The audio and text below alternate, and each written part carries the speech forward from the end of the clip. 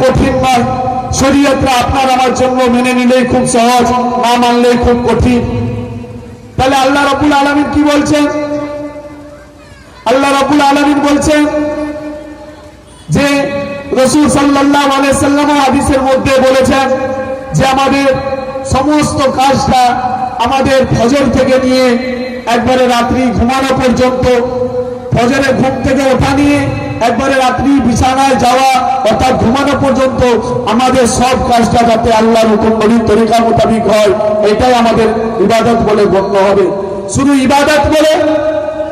ইবাদত মানে জঙ্গলে গিয়ে আল্লাহ আল্লাহ জিকির করা নয়। শুধু ইবাদত মানে তাসবিহ নিয়ে মসজিদের এক কোণে জিকির করা নয়। শুধু ইবাদত মানে রাত্রি জাগরণ করে মসজিদে গিয়ে বা বাড়িতে গিয়ে নামাজ আদায় করা নয়।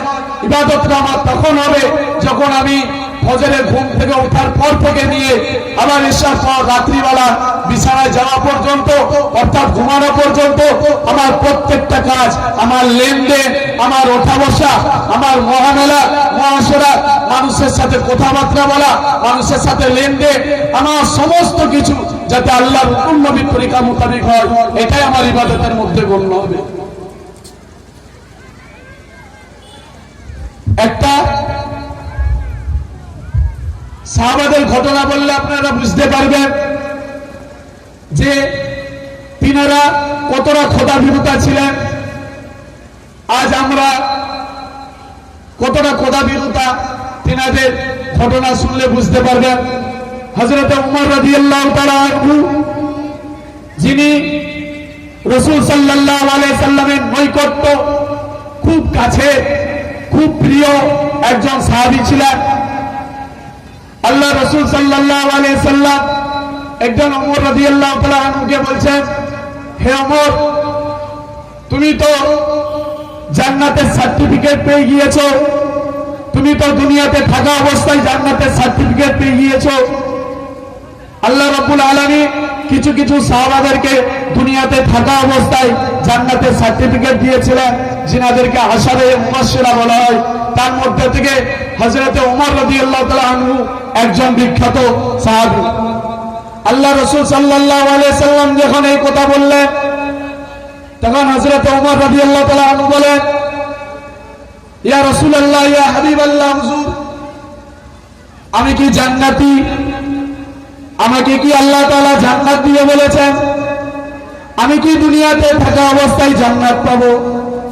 আল্লাহ রাসূল সাল্লাল্লাহু আলাইহি সাল্লাম দো জাহানের বাদশা, তাজদারে মদিনা, আহমদে মুস্তাফা, মুহাম্মদে মুস্তাফা সাল্লাল্লাহু আলাইহি সাল্লাম, যিনি ছিলেন কুল কায়নাতের নবী, নবীদের নবী, সাহাবাদের নবী, যিনি ছিলেন সমস্ত মাখলুকাতের নবী, তিনি সোনার জমানে হযরত ওমর রাদিয়াল্লাহু তাআলা আনহুকে বলছেন, হে ওমর, তুমি দুনিয়াতে থাকা অবস্থায় জান্নাতের সার্টিফিকেট পেয়ে গিয়েছো। জোরে বলুন সুবহানাল্লাহ।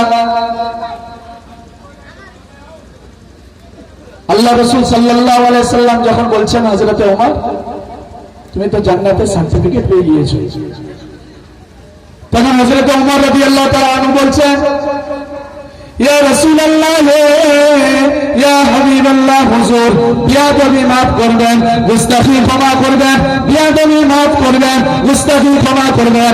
আমি যদি আজ থেকে নিয়ে আল্লাহর হুকুম, তোমার নবীর তরিকা যদি না পালন করি, আল্লাহ তাআলা তাও কি আমাকে জান্নাত দান করবেন?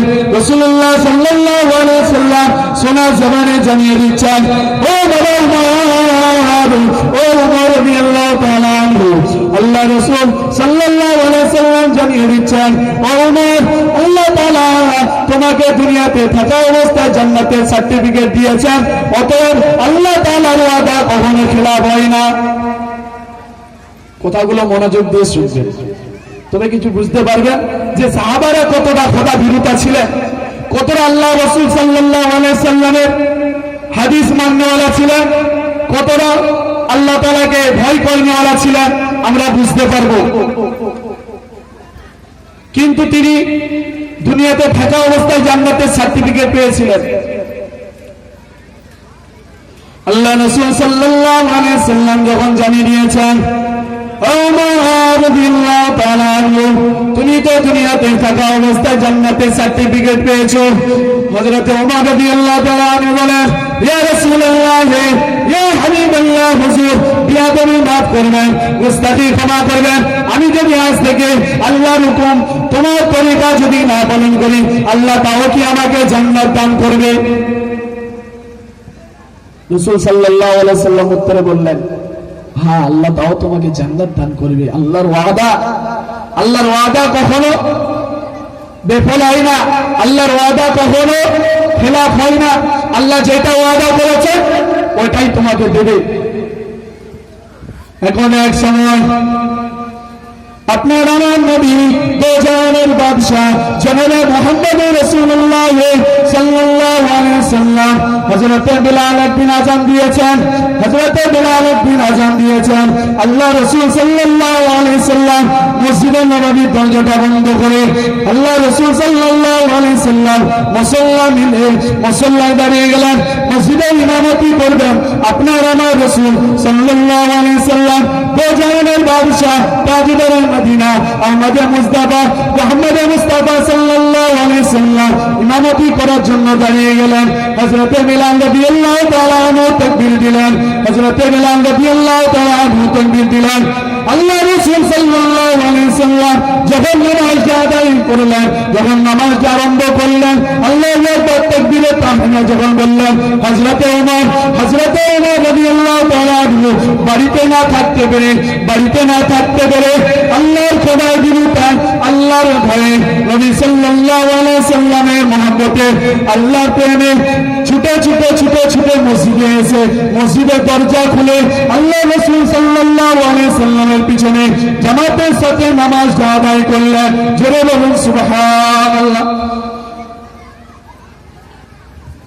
আল্লাহ রাসূল সাল্লাল্লাহু আলাইহি ওয়াসাল্লাম বলেছেন, হযরত ওমর তুমি তো জান্নাতি। হযরত ওমর বলছেন, আমি যদি জান্নাতি হই তাহলে আজ থেকে আমি আর নামাজ করব না। তাও কি আল্লাহ জান্নাত দিবে? হ্যাঁ, তাও তোমাকে আল্লাহ জান্নাত দিবে। কেন জানে? রাসূল সাল্লাল্লাহু আলাইহি ওয়াসাল্লাম জানেন যে ওমর বেলাল রাদিয়াল্লাহু তাআলা আনহু আযান দিবে, আমি নবী নামাজ পড়াবো, ওমর কখনো বিছানায় থাকতে পারবে না। আল্লাহ রাসূল সাল্লাল্লাহু আলাইহি ওয়াসাল্লাম জানতেন। আল্লাহ রাসূল সাল্লাল্লাহু আলাইহি ওয়াসাল্লাম সালাম ফিরিয়ে বলছেন, ওমর তুমি তো বলেছিলে আল্লাহ তোমাকে জান্নাত দান করবে, তুমি আল্লাহর হুকুম পালন করবে না। তুমি ছুটে এসে আমার পিছনে নামাজ আদায় করলে, ব্যাপারটা কি? হযরত ওমর রাদিয়াল্লাহু তাআলা আনহু বলছেন, ইয়া রাসূলুল্লাহ, ইয়া হাবিবাল্লাহ, হুজুর বিয়াদবিটা মাফ করবেন, গুস্তাখিটা ক্ষমা করবেন, বিয়াদবিটা মাফ করবেন, গুস্তাখিটা ক্ষমা করবেন।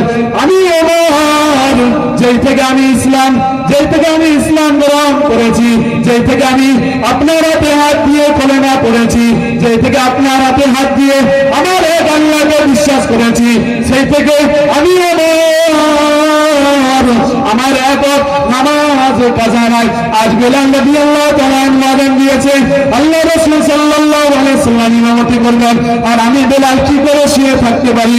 আমি না বিছানায় থাকতে পেরে, আমি না বিছানায় শুয়ে থাকতে পেরে, আমি ওমর ছুটে এসে আমার নবী দো জাহানের বাদশাহ জনাবে মুহাম্মদ রাসূলুল্লাহ সাল্লাল্লাহু আলাইহি ওয়াসাল্লামের পিছনে এসে আমি নামাজটা জামাতের সাথে আদায় করেছি। জোরে বলুন সুবহানাল্লাহ।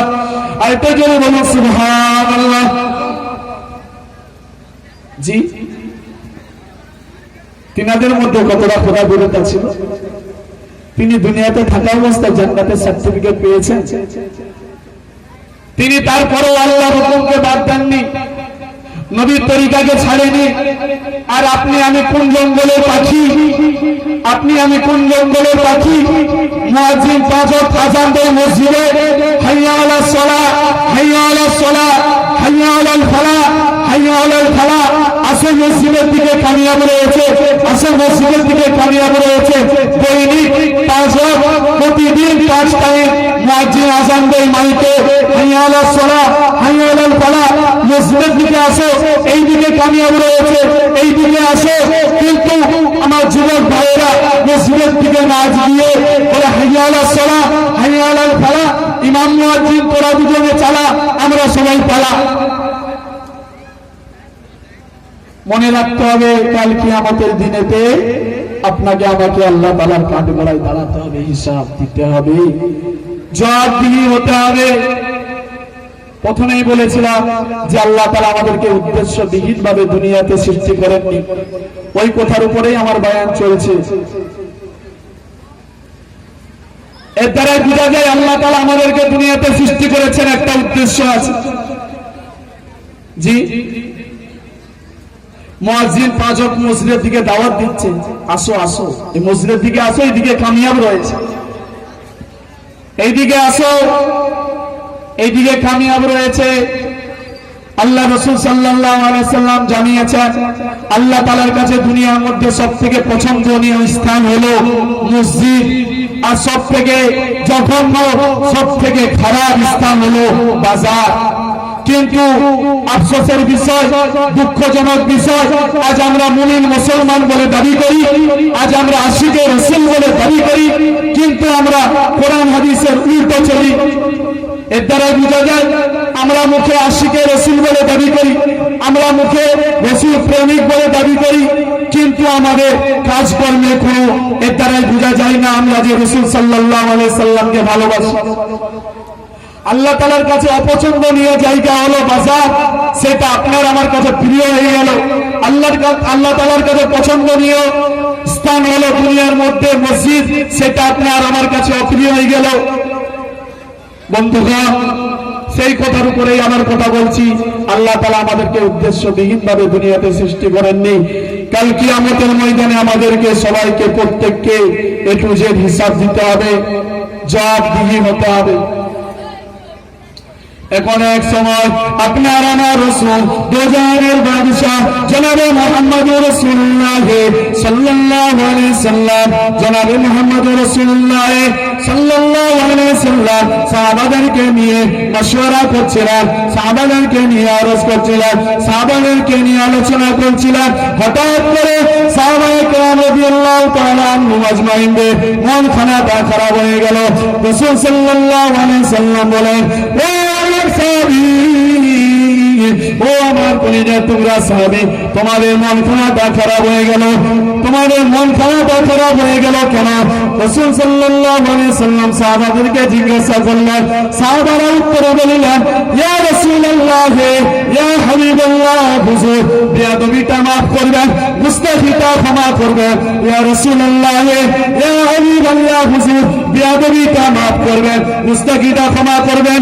আমাদের মনে হয় আপনার ওফাতের পর, আপনার বিদায়ের পর, আপনার পর্দা নেওয়ার পর আপনার উম্মতি রাসূল সাল্লাল্লাহু আলাইহি সাল্লাম যখন মন খানাটা খারাপ হয়ে গেল, তখন সাহাবায়ে কেরাম রাদিয়াল্লাহু তাআলা আনহুম আরজ করিলেন, ইয়া রাসূলুল্লাহ, ইয়া হাবিবাল্লাহ, হুজুর আপনার মন খানাটা খারাপ কেন?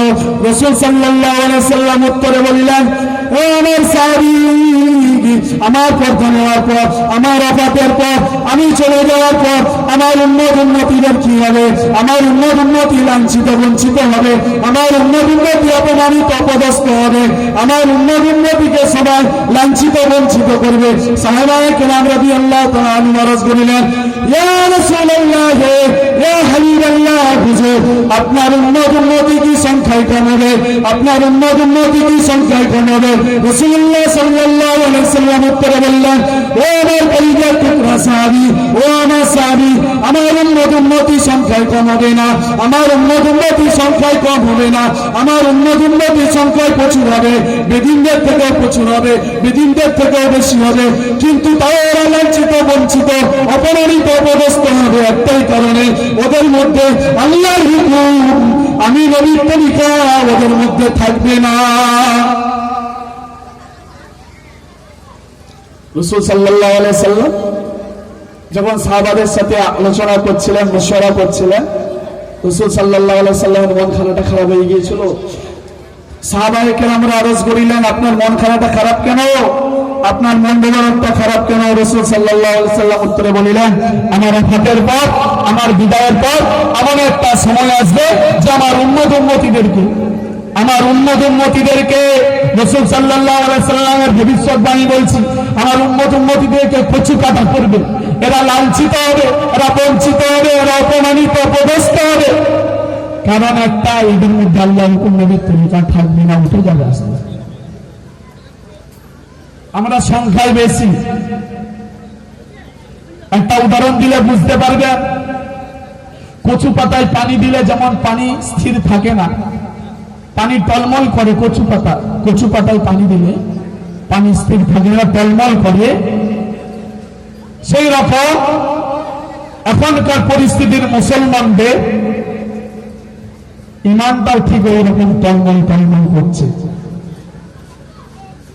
একটা চায়ের বিনিময়ে, একটা 5 টাকাওয়ালা 6 টাকাওয়ালা চায়ের বিনিময়ে সে তার ইমানটাকে বিক্রি করতে রাজি আছে, সে তার ইমানকে বিক্রি করতে রাজি আছে। তা যদি না হতো তাহলে মুসলমানরা আজ লাঞ্ছিত বঞ্চিত অপমানিত অপদস্থ হতো না। আর মুসলমানরা যখন আল্লাহর হুকুম নবীর তরিকা মোতাবেক জিন্দেগি যাপন করত, যদি জিন্দেগি যাপন করে আরম্ভ করত, তাহলে আল্লাহর গায়বী মদদ আসতো। যেইভাবে ফিলিস্তিন ওয়ালাদের উপরে, যেইভাবে হামাসের উপরে এসেছে, সেইভাবে আমাদের উপরও আসে। জি, আজ দেখুন বাইরে মুসলমান লাঞ্ছিত বঞ্চিত। কেন জানেন? এই আমাদেরই ইমানের দুর্বল, আমাদেরই ইমানের কমজোরির কারণে আমরা আজ লাঞ্ছিত বঞ্চিত অপমানিত অপদস্থ। আজ আমাদের বাড়ির মেয়েরা, আজ আমাদের বাড়ির মা বোনেরা রাস্তাঘাটে ধর্ষিত হচ্ছে আমাদেরই কারণে। তার জন্য দায়ী আমরা, তার জন্য গায়ের কমরা দায়ী নয়, বদ্দিনরা দায়ী নয়, তার জন্য দায়ী আমরা।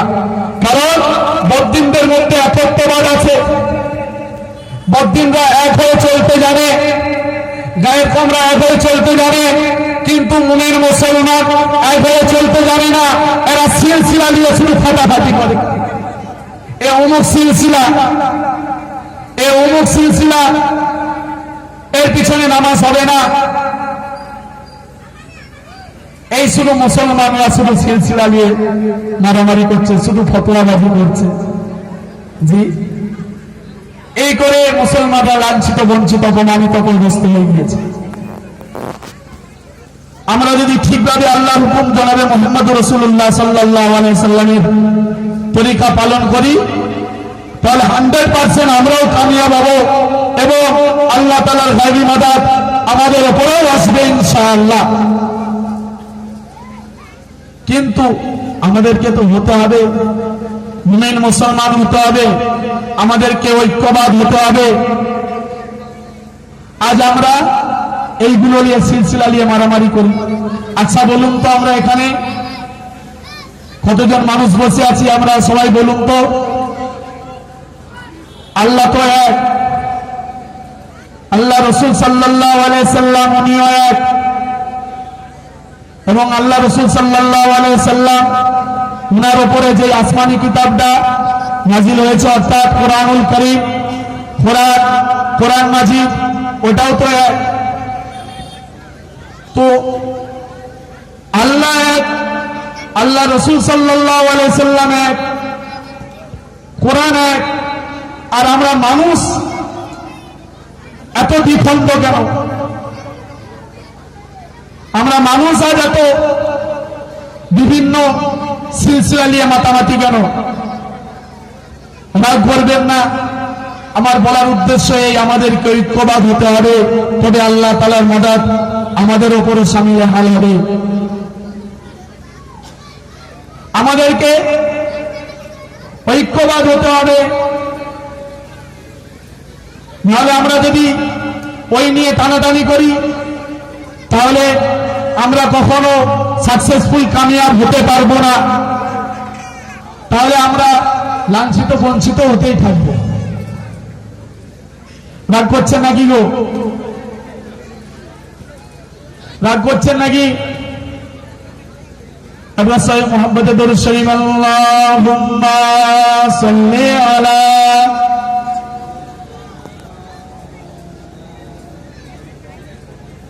وعلى آل سيدنا مولانا محمد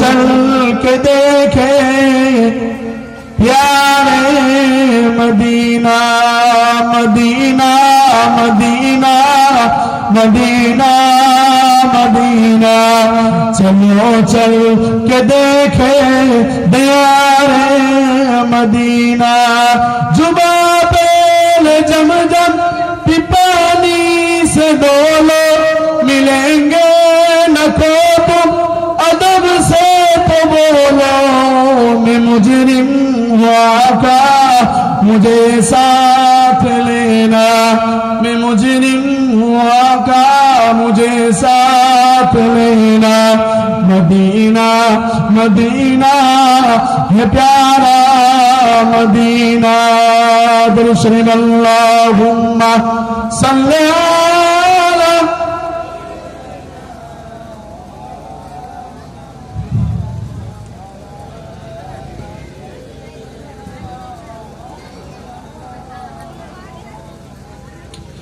जुबा पहल जमजम पानी से दोनों मिलेंगे न को तुम अदब से तो बोलो जुबा पहल जमजम पानी से दोनों मिलेंगे न को तुम अदब से तो बोलो मैं मुजरिम हुआ क्या मुझे साथ लेना मैं मुजरिम हुआ का मुझे साथ लेना मदीना मदीना है प्यारा मदीना दुरूद शरीफ मोहब्बत से अल्लाहुम्मा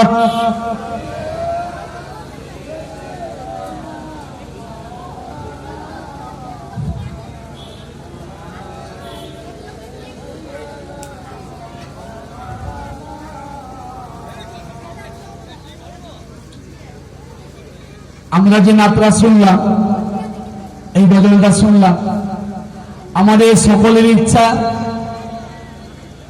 সকলের না হলেও আমার ইচ্ছা মৃত্যুর আগে আগে আল্লাহ তাআলা যাতে রাসূল সাল্লাল্লাহু আলাইহি সাল্লামের দেশ অর্থাৎ মক্কা মদিনা তওয়াফ করার অর্থাৎ একবার হজ করার তৌফিক দান করেন আমরা সকলেরই আমিন আমাদের প্রত্যেকের ইচ্ছা আমরা যাতে রাসূল সাল্লাল্লাহু আলাইহি সাল্লামের দেশ একবার দেখে তওয়াফ করে আসতে পারি আমাদের প্রত্যেকের ইচ্ছা